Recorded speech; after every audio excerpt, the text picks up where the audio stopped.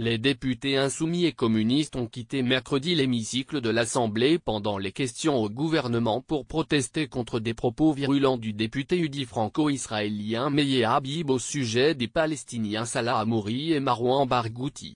Quand le Quai d'Orsay a déclaré espérer la libération de Salah Hamouri, j'ai eu honte. Salah Hamouri est un terroriste, pas un prisonnier politique, un dirigeant du FPLP responsable de l'attentat de la rue Copernic.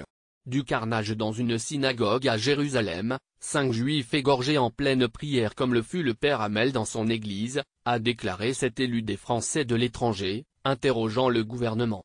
Est-ce bien ce terroriste antisémite que la France espère voir libéré?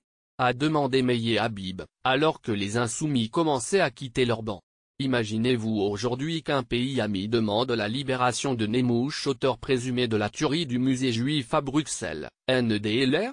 Monsieur le Premier ministre, c'est une défaite morale de votre gouvernement, a encore clamé cet élu. L'antisionisme, c'est le nouvel antisémitisme. Votre prédécesseur Manuel Valls l'avait courageusement exprimé dans cet hémicycle et cela lui vaut la haine de tous les islamo-gauchistes qui ont quitté cet hémicycle, a ajouté Meïe Habib. Il a aussi fustigé la volonté de voyage en Israël d'insoumis et communistes pour soutenir des terroristes, Barghouti et Hamouri, les mêmes sur ces bancs pour lesquels quand on massacre en France, c'est du terrorisme, en Israël, c'est de la résistance.